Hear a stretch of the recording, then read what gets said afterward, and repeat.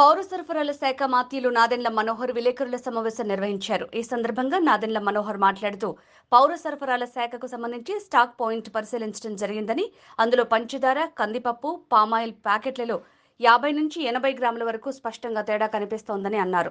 రాష్ట్ర వ్యాప్తంగా ఉన్న 253 మండల లెవెల్ స్టాక్ పాయింట్లను తనిఖీలు చేసి రిపోర్టు సమర్పించమని సంబంధిత అధికారులను ఆదేశించాను. పౌర సరఫరాల శాఖ సంబంధించిన స్టాక్ పాయింట్ ఉంటుందో దాన్ని పరిశీలించినప్పుడు కందిపప్పు, పంచదార మరియు పామ్ ఆయిల్ ప్యాకెట్లలో చాలా స్పష్టంగా 50 నుంచి 80 గ్రాములు తూకంలో తేడా స్పష్టంగా కనపడింది.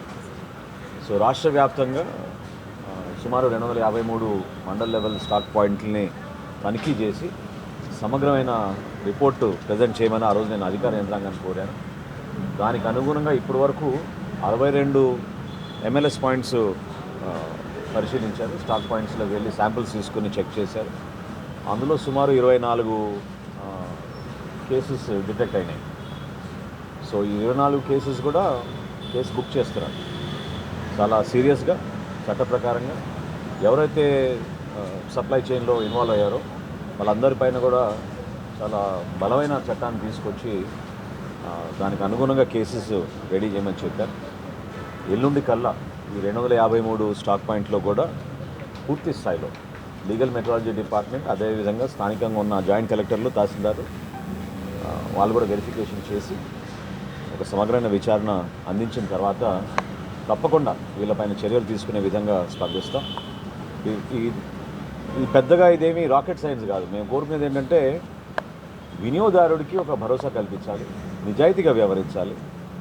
500 గ్రాముల ప్యాకెట్ పాపం పేదవాడు కొనుక్కుని ఇంటికి తీసుకెళ్తున్నప్పుడు అందులో కొంతమందికి బెనిఫిట్ అయ్యే విధంగా 40 నుంచి 50 గ్రాములు తగ్గించుకుని వీళ్ళు రాష్ట్ర వ్యాప్తంగా ఇంత దోపిడీ చేశారంటే చాలా బాధాకరమైన విషయం. చాలా సీరియస్ ఇష్యూ కూడా. సో ఎవరైతే సప్లయర్స్ ఇన్ని రోజుల నుంచి ఇటువంటి కార్యక్రమాలు చేశారో ఖచ్చితంగా వాళ్ళపైన చర్యలు తీసుకుంటాం.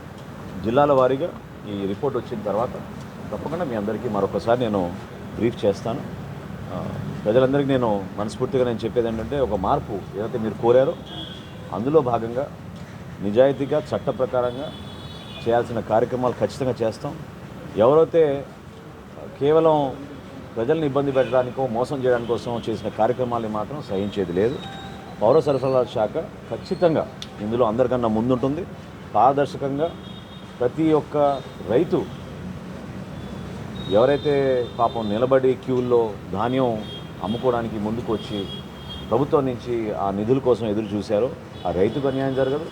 అదేవిధంగా క్షేత్రస్థాయిలో చిన్న కుటుంబాన్ని నడిపించుకునే ఆ మహిళ ఒక వినియోగదారుడిగా వాళ్ళకు కూడా ఎక్కడో పొరపాటు జరగకుండా ఫేర్ ప్రైస్ షాపుల్లో కానివ్వండి లేదా ప్రభుత్వం సరఫరా చేసే ఈ సరుకుల్లో కానివ్వండి ఎక్కడ కూడా పొరపాటు లేకుండా చాలా బలమైన స్పష్టమైన నిర్ణయాలు మేము తీసుకుంటాం.